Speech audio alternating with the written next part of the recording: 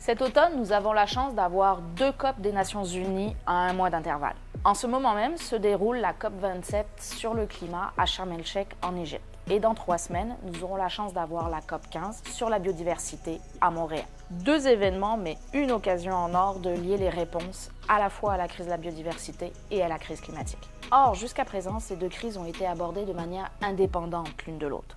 Pourtant, elles sont interreliées. Comment ?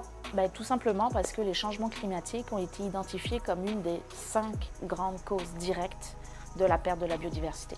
Les bouleversements environnementaux qu'ils produisent perturbent à la fois les espèces animales et végétales et leurs habitats naturels. Or, ces perturbations se déroulent à un rythme tellement rapide que les espèces animales et végétales n'ont absolument pas le temps de s'adapter à leur nouvel environnement. Ensuite, les écosystèmes jouent un rôle très important dans l'atténuation et l'adaptation au changement climatique. C'est notamment le cas des forêts, des tourbières et des océans qui jouent un rôle de puits de carbone naturel. Or, les dérèglements climatiques entraînent des feux, des sécheresses, des inondations qui vont détruire ces puits de carbone. Le carbone est ainsi relâché dans l'atmosphère, aggravant du même coup la crise climatique. On se retrouve alors dans le cas d'un cercle vicieux extrêmement dangereux. Si la crise climatique et la crise de la biodiversité sont liées, il existe par contre un réel danger à vouloir ne résoudre que l'une ou l'autre, chacune de son côté. En fait, on risque même d'aggraver les problèmes. C'est notamment le cas quand on se met à détruire massivement nos milieux naturels pour extraire les matériaux stratégiques dont on a besoin pour électrifier nos voitures. Alors comment répondre aux 2 crises en même temps ?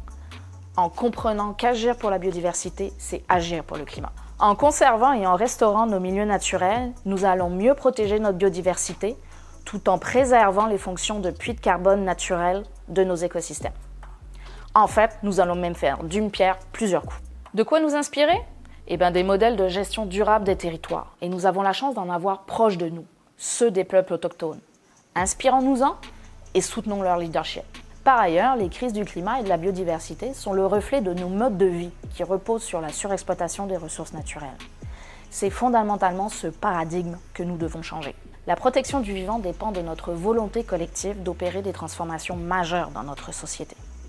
En d'autres termes, conjuguons nos modes de vie au verbe être plutôt qu'au verbe avoir. Voilà ce que nous devons garder en tête lorsque nous analysons les différentes COP. Pour d'autres capsules ou pour suivre le travail de Nature Québec lors de la COP sur la biodiversité, suivez-nous sur cop15.ca et bonne COP à tous!